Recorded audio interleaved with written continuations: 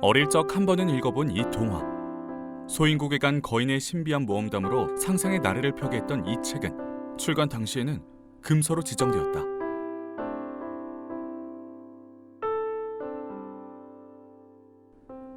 (1726년) 조너선 스위프트가 발표한 소설 걸리버 여행기.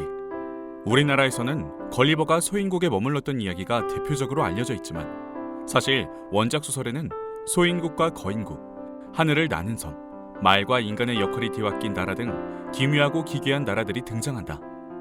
노골적인 풍자와 비판이 담겨있는 걸리버 여행기는 출판되자마자 세간에 엄청난 방향을 불러일으켰고 영국 지도층에 의해 금서로 지정되기도 했다.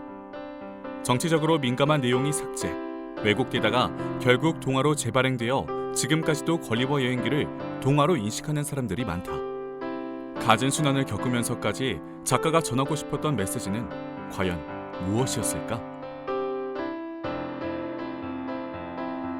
항해 도중 폭풍우를 만나 침몰해버린 배에서 홀로 살아남은 걸리버는 해변에 도착한다. 깨어났을 때 그는 15cm도 되지 않는 작은 사람들에게 온몸이 끈으로 결박되어 있는 상태였다.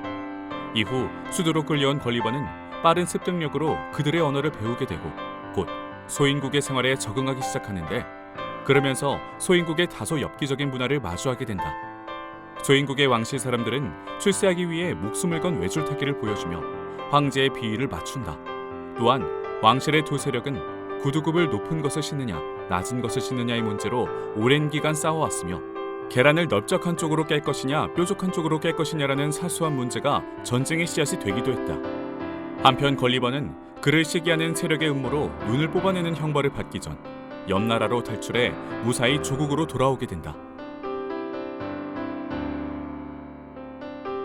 다시 떠난 항해길에서 걸리버는 어마어마한 크기의 거인들이 사는 거인국에 가게 된다.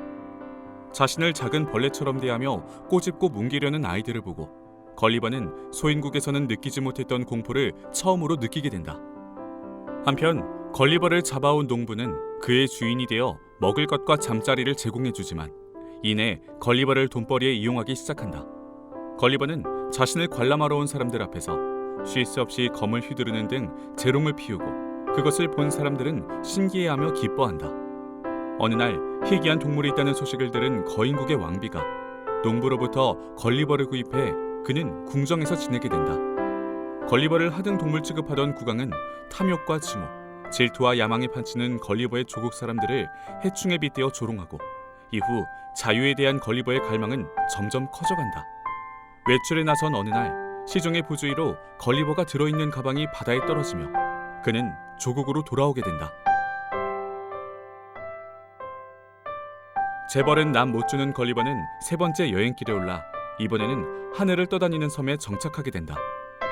라퓨타 사람들은 한쪽 눈은 안쪽을 향해 있고 다른 쪽 눈은 하늘 위쪽으로 쏠려 있는 기괴한 생김새를 하고 있었다. 또한 언제나 생각에 잠겨 있어 사람들과의 이야기에 집중하지 못해 옆에서 툭툭 어깨를 쳐주는 직업이 따로 존재했다. 이 섬에서는 오로지 수학과 음악만이 중요시되었기 때문에 기하학적인 무늬로 잘린 빵과 소시지 등을 먹었으며 의미를 알 수 없는 시끄러운 연주 소리가 계속되었다. 지루한 나날들의 금세 흥미를 잃은 걸리버는 라퓨타 아래에 있던 도시에 내려가 그곳에서 똥을 원래의 음식으로 되돌리는 방법, 촉각과 후각만으로 색을 구분하는 방법 등 엽기적인 연구를 하고 있는 사람들과 만난다. 그 중에서는 똥의 맛을 보고 그 사람의 의도와 사생을 알 수 있다고 주장하는 학자도 있었다. 걸리버는 기이한 나라들을 거쳐 다시 조국으로 돌아오게 되지만 정신적인 충격을 받아 제대로 된 생활을 하지 못하게 된다.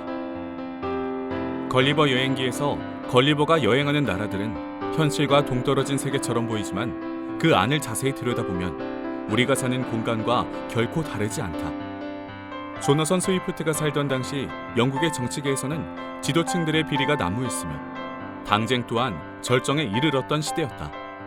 그는 부패했던 영국의 사회 부조리에 대한 비판을 인간의 본성에 대한 물음과 함께 걸리버 여행기에 담으며 이런 말을 했다. 내가 글을 쓰는 것은 인류에게 정보를 알리기 위함이요, 영국의 야후 사회를 어떻게든 견딜만한 것으로 만들어보려는 소망이 있기 때문이다. 하지만 절대로 영국과 관련된 것이 아님을 밝힌다. 지금의 시대는 진정 그때와 달라졌는가?